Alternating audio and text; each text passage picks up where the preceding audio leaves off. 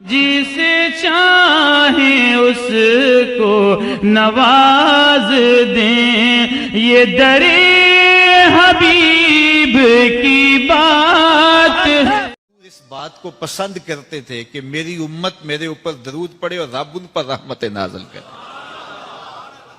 کیا پسند تھی حضور کی کہ میری امت مجھ پہ درود پڑے اور میرا رب رحمتوں کا نزول کرے۔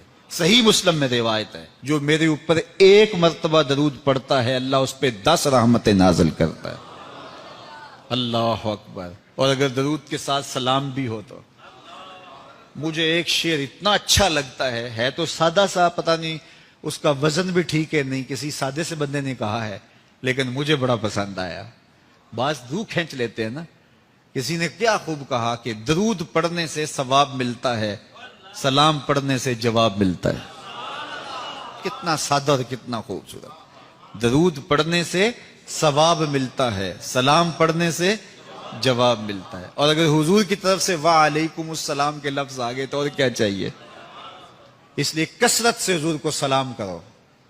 یار آپ گلی سے بازار سے گزرتے ہوں تو کوئی لڑکا، کوئی بزرگ، کوئی شخص آپ کو روز سلام کرے تو ایک دن آپ پوچھتے ہیں نا یہ کون ہے؟ روز ہی سلام کرتا ہے، یہ کس کا بیٹا ہے؟ یہ روز سلام کرتا ہے۔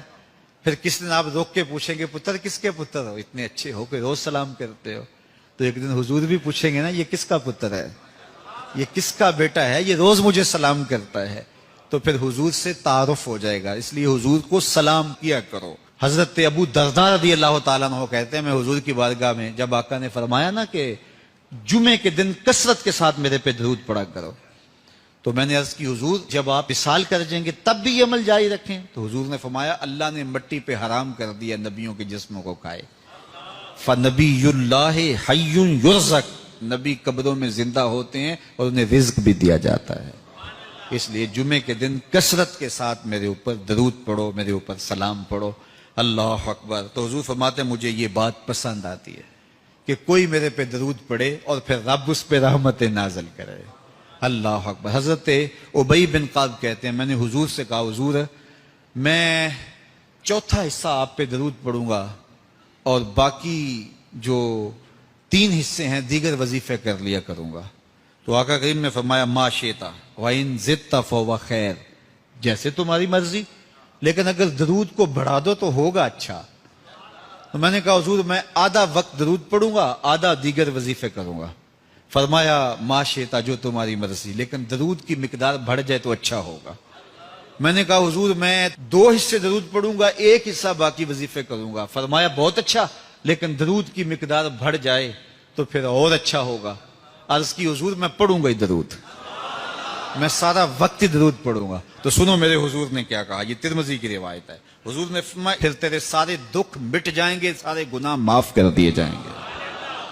تو اس لیے کثرت جانتے ہیں تو کائنات پوری حضور کی محبت میں جل رہی ہے۔ حضور کے اہل خانہ کے پاس ایک ممولہ تھا، جب حضور گھر میں ہوتے تو کسی کونے میں بیٹھ کے حضور کو دیکھتا رہتا، اور جب حضور گھر سے چلے جاتے اضطربہ، مضطرب ہو جاتا، کبھی چھت پہ، کبھی دیوار پہ، کبھی اوپر، کبھی نیچے۔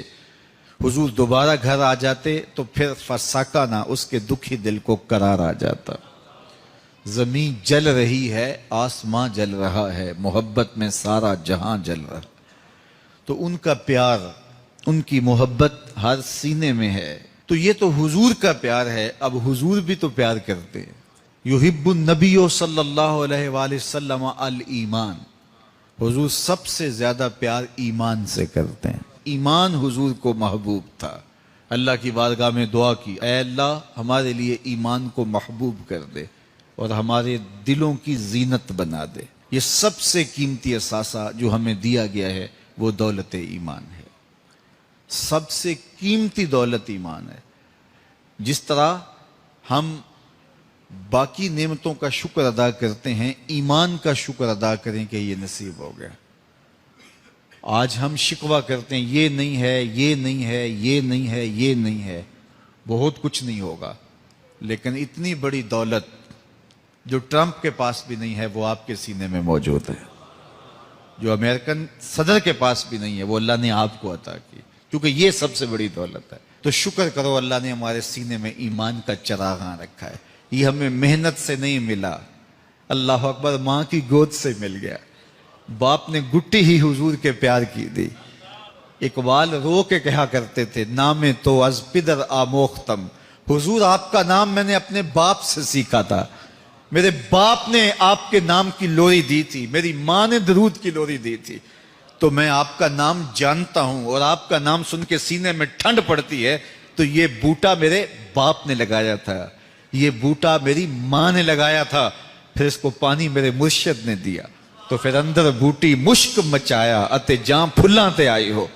تو یہ کمال ہو گئی کہ مجھے بچپن سے یہ دولت ملی, یہ سعادت ملی, تو اس پر اللہ کا شکر ادا کرنا چاہیے. حضور کو ایمان کے بعد سب سے زیادہ محبوب عمل تھا نماز. سب سے زیادہ جس چیز سے حضور پیار کرتے تھے وہ نماز سے کرتے تھے. نماز حضور کے دل کا قرار ہے, حضور کے قلب کی ٹھنڈک ہے. جب حضرت بلال حبشی کو اذان کا کہنا ہوتا تو حضور فرماتے, قم یا بلال وارحنا بالصلاۃ, بلال اٹھو اور ہمارے دل کو راحت پہنچا دو. تو وہ اذان دیتے تو حضور کا دل ٹھنڈا ہو جاتا کہ اب رب کے حضور جھکنے کا وقت آ گیا ہے. اللہ اکبر, جھکنے کے لمحے آ گئے ہیں. تو حضور کو سب سے زیادہ محبوب اعمال میں نماز تھی. حضور کو امت کی تخفیف پسند تھی کہ میری امت پر احکام سوکھے ہوں, میری امت پر مشکل نہ آئے. حضور نے امت کے لیے 50 سے 5 نمازیں کروا لی کہ میری امت مشکل میں نہ پڑے. حضور علیہ الصلوۃ والسلام لوگوں کے لیے آسانی پیدا کیا کرتے تھے.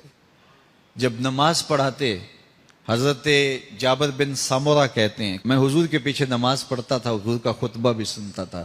حضور کے خطبے بھی زیادہ لمبے نہیں ہوتے تھے, حضور علیہ السلام کی نماز بھی زیادہ لمبی نہیں ہوتی تھی. مختصر قرات کرتے جب لوگوں کو نماز پڑھاتے, اور جب تنہا پڑھتے پھر اتنی لمبی نماز ہوتی کہ میرے مالک نے کہا, اے چادر اوڑھنے والے, ساری رات جاگا نہ کر, کبھی سو بھی لیا کر.